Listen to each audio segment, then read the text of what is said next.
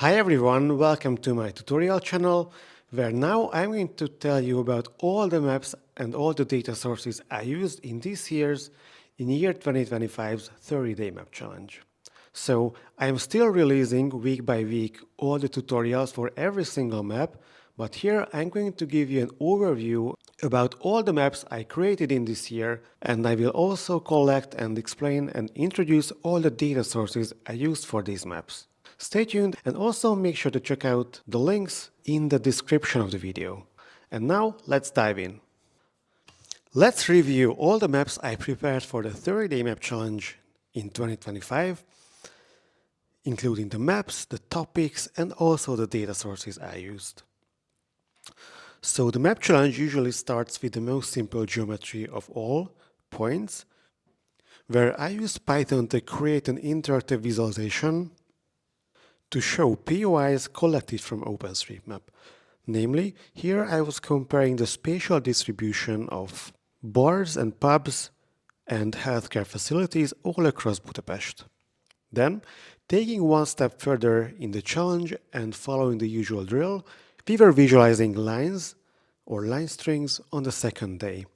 Here I picked Budapest again and visualized the road network where every segment was colored based on the reported number of traffic accidents. Here the data was coming from, well, originally from the local statistical office, and it was cleaned and prepared by the Atlo team and uploaded to the Budapest Open Data Atlas. As usual, after lines comes polygons, where I visualized the habitat polygons of mammalian species all across Europe.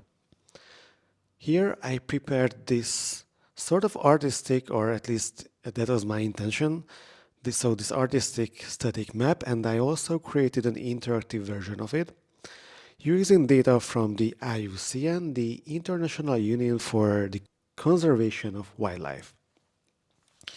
Make sure to check their website out because their geospatial dataset is extremely rich. On day 4, things were getting a little more personal, so I was visualizing my data.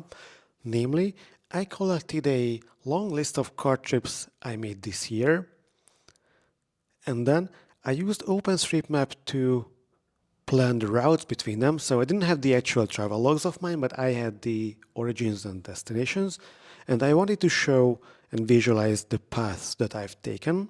So that's why I used the routing algorithm from OpenStreetMap, and the result was this map, which looks sort of like an electronic motherboard. After that, we were moving on to the new topic of day 5, Earth. Here I was taking the topic a little bit literally, and I used Google's Alpha Earth Foundations, which is one of their most recent and coolest geospatial tools. So the Alpha Earth embeddings actually contain 10-meter resolution embeddings, so satellite data converted into multiple spectral bands. I think that altogether there are 64 even in the basic version, which means that for every 10 times 10 meter pixel, you can query 64 different numeric values, from which a few randomly selected values are visualized on this map as well. And here I built an interactive map where you can just use checkboxes to decide which of the 64 Alpha Earth layers you want to visualize. And then later in the tutorial, I'm going to teach you how to use these embeddings to build a building classification model. So if you want to level up your GeoAI skills, then make sure to check this one out. Then we moved on to the dimensions topic, where I was visualizing Manhattan and how it grew over time. So here, which is a bit unusual, I added the third dimension of a building dataset to be the temporal one, thanks to the very detailed New York City Open Data Portal building coverage. Then, for the map of accessibility, I stick to New York City again, and I collected subway data from transit feeds, and then built and computed the walkable areas around these subway stations, where you can see on the animation that In 15 minutes on foot, almost every corner of Manhattan is reachable from the nearest subway station. Now that we had a good vibe and good flow on analyzing urban data, I decided to explore this recently published tool and the dataset called Urban Taxonomy by focusing on the city of Vienna and creating a couple of different cutouts showing different structures and different compositions of the urban fabric all across the city of Vienna. Then came probably the most difficult day of the challenge, but at least one of the top 3 most difficult ones, that's for sure, the analog map. So here we had to build a map which is purely physical. So I decided to go for this thing called string art, where I actually had to hammer real proper nails into a wooden board and then use a string where I just picked a simple white string to highlight all the contour lines that we want to visualize. However, as usual, I couldn't help myself but build a Python tutorial, so I actually put together a simple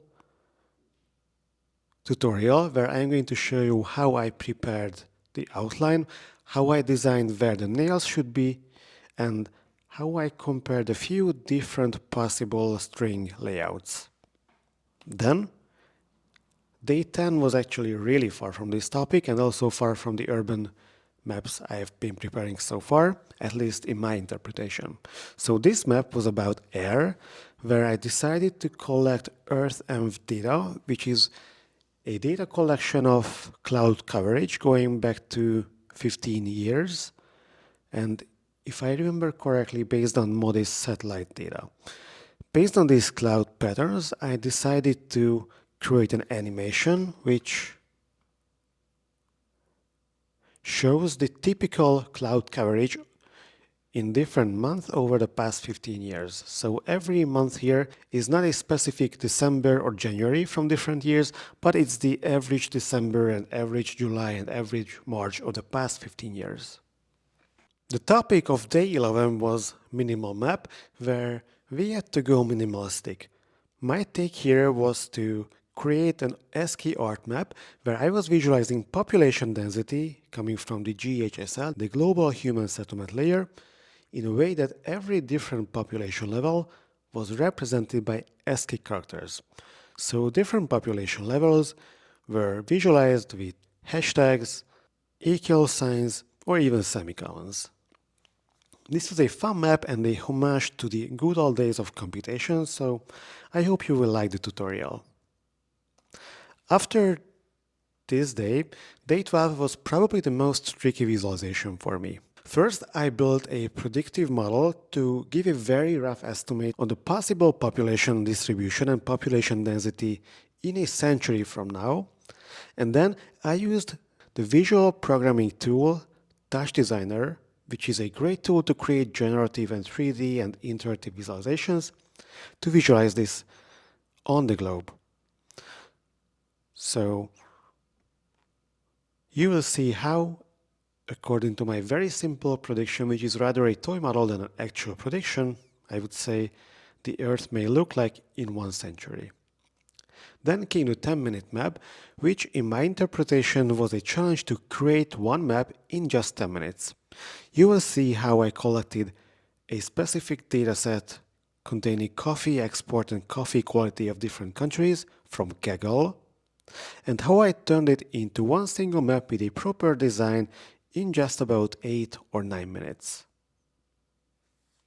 Then the challenge moved on to the usual data source, OpenStreetMap.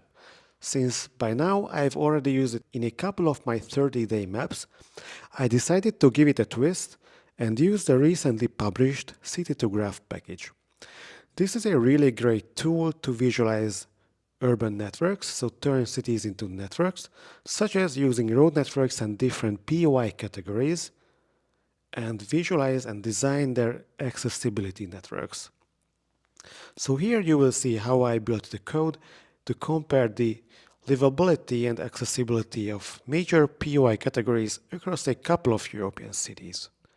The topic of day 15 was fire, where I decided to build a wildfire detection algorithm using Sentinel satellite data, validate it and drive it with open public file records from the Los Angeles area from the firm's dataset, and finally add the layer where I was combining this with OpenStreetMap buildings in order to estimate the potential impact and damage on the built-in area.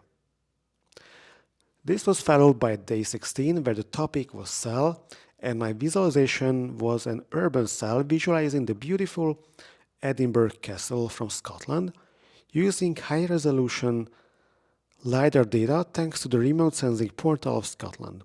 So what you will find in the full tutorial is a detailed 50 centimeter resolution 3D LiDAR map of the castle. After this, I was trying something new, namely building a 3D globe map using the 2030 population forecasts from WorldPop, and of course all in Python using Plotly and a custom base map in 3D. Since the business was going so well with the 3D maps, I did the same on day 18, however, using the moon and the data from NASA.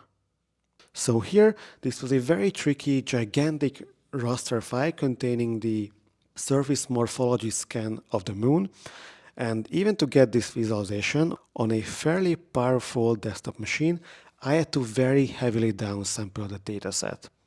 However, I think that it was absolutely worth it because the map looks really cool. Then, on day 19, I went for projections and recreated this map I have seen circulating online many times before, which shows how much the usual online map projection, the web Mercator, distorts the actual size of the countries. So this is how we can compare the web Mercator and the true size of countries in Python. Which was followed by a map on Lake Balaton, the largest freshwater lake in Central Europe, using bathymetry data from the GloBathy dataset. Which was followed by the topic of icons, where I decided to create this very minimalistic, yet quite sleekly designed maps of iconic locations all across the globe. So you will see the Eiffel Tower, the Colosseum, and even the Central Park from Manhattan in this day of maps. Day 22 was about a data challenge, this time focusing on Natural Earth. Here, after doing some digging on the Natural Earth website, I found some very exciting river datasets, so I decided to figure out how to reconstruct river systems and then picked Amazonas to visualize all its connecting rivers in this lightning-styled and lightning-inspired map. Then, in day 23 came the topic of process, where I used the WorldPop dataset to visualize the process of urban growth in the city of Dubai. Day 24 was about places and their names, so I decided to make a little joke here and flip the usual saying, all the roads lead to Rome, around, and find all the cities in the US called Rome, and then show how all the Romes lead to roads, using some simple OSM routing. And of course the USGS National Registry of City Names and Place Names. After the US, for day 25, I moved to England and collected the English index of deprivation all across England and then mapped it to first LSOAs and then Uber H3 hexagons at various levels, and then visualized them in 3D using PyDeck. After London and England, I went back to my home country and used the GTFS public transport data from the local transport system and visualized the public transport accessibility of different means of public transport, including subway, tram, and bus. My map for day 17 was inspired by lighthouse maps I have been seeing online circulating for a few years now, always prepared in R. So I decided to try to build something similarly looking using data about coasts and beach locations. covering the iconic line and outline of Italy, and implementing all in Python this glowing effect, highlighting both the coastlines and all the beaches.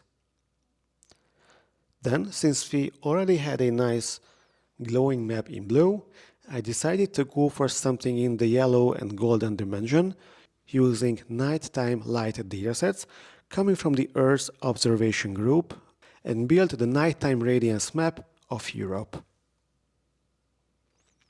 Then for day 29 we had the usual topic raster where I collected multispectral raster data from the satellite data provider Wyvern from their free samples and then built a simple algorithm in Python which was able to detect these circular farmlands.